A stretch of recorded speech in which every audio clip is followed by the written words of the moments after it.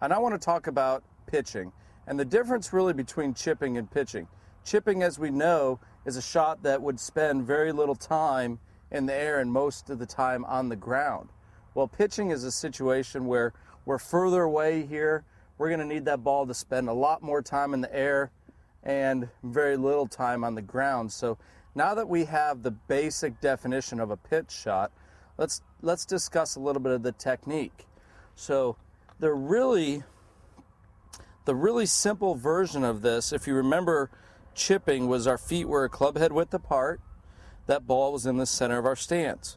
From there, we brought our left toe back slightly and we turned our toes so that our right big toe was pointed at the ball. That's the chipping setup. Well, from here, we wanted our weight in hands. We wanted our weight 80% left and our hands left. And this is all chipping. Well, from here, the ball will go low. We then went through how to control the height, and we talked about hitting the medium shots, hitting some higher ones, and therefore the ball just moving more forward. We are at a gray area now, okay?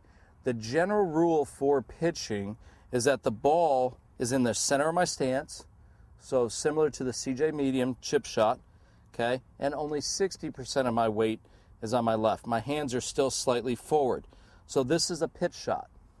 If you remember, with chipping, we did not use a lot of wrists.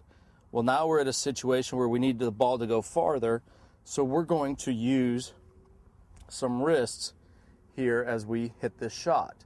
So again, a pitch shot, the general rule is 60% of your weight left, ball in the middle, and hands forward. That's it. The width of the stance, this is again a little bit more personal because it depends on how far you're trying to hit the shot. If I'm trying to go very close to the green as I'm here, okay, I can get away with a very narrow stance. Ball's kind of back like this, a little bit of wrists, and there's a pitch shot right there. If I need to hit the ball higher, okay, or if I start losing balance, that's when I'm going to make my stance wider.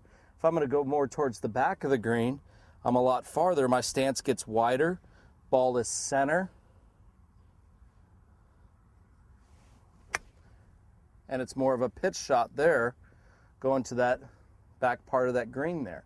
So with this, let me explain to you, again, the basic rule is stance still narrow, ball more center, weight 60% left. When you're losing balance, go ahead and widen your stance a little bit until it needs to be back where you're under control again. From there, if you want to hit the ball higher, you can move the ball more forward. If you want to hit the ball lower with a pitch shot, you can move the ball more back. But again, there's a lot of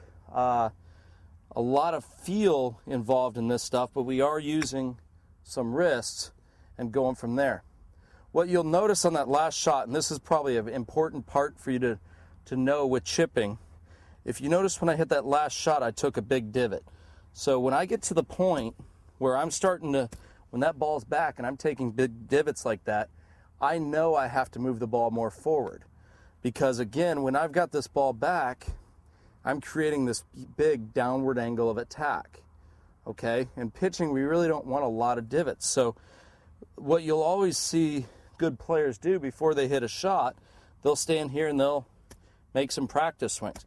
And if I take a big divot, well, I know that, hey, I've got to go more with the ball more forward. There we go. Now the club's going through the ground better. And then I can set up to this with the ball more forward and hit this without using, without taking a big divot, and the club goes through fine. So again, the main difference, as we reiterate here, 60% of your weight forward, hands forward. Use some practice swings to see where that ball needs to be. If you can go low, go low. If you're taking big divots, then start moving the ball more forward until the club is bouncing through the ground a lot better and not taking big divots. What we're going to get into here is different situations and how to practice that'll really help improve your game.